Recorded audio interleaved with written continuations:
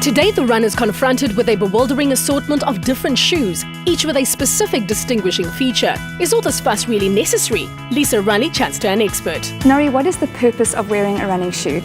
Well, we were born with all the equipment we need. We evolved over 14 million years and we have a very flexible shoe. So our foot, we need a shoe that's going to protect us and cushion us against the sort of surface and terrain that we're running on now, and the distances, obviously. Nori, is there a type of shoe that hinders your running style? Yeah, any shoe that's going to work against the mechanics of the foot, the natural flexibility of the shoe, is going to be a problem for the majority of people. And something that is, rigid or not flexible is going to work against the way the shoe is there. There is a place for these sort of shoes, but generally speaking, you're looking for something much more flexible than that to match the mechanics of the foot to allow you into the correct running style. So what is your stance then on something like this, a barefoot running shoe? It's an excellent concept, and of course this is where we started, the 14 million year evolution. But the problem is it's not for everyone. And of course, if you're used to using something that has a high heel and a low midsole, and then you go into this, you're going to get injured. So there has to be a gradual transition down from that. And a lot of people are getting caught up in this without going through the transition. Injuries. And then if I wanted to run on different terrain, so sometimes you're doing a trail run, sometimes a beach run, sometimes on the road, should I be looking at a different shoe for each one? Absolutely. You can see that there are specifics. For instance, this has a very good off-road type shoe, whereas if we use this, and this is one of my favorites, there's very little grip here.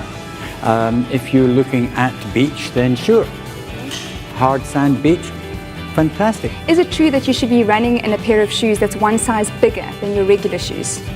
Well, size is really a personal thing, so it's not a rule that you should use. The best rule is to have someone standing and then put your thumb, and a thumb width at the front is generally the minimum you should have for any distance run. We all have our firm favourites that we don't want to throw away, but when do we know when to bin our shoes? Well, for women, of course, it depends on the colour, doesn't it?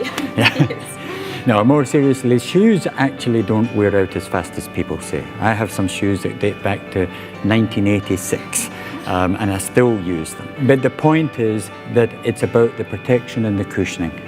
So when you feel that you've lost that, then it's time to get rid of the shoes and look for a new set. You work with so many different brands. Are the manufacturers of the shoe important? Manufacturers are all good. It's not the manufacturers, it's the style of shoe to suit you.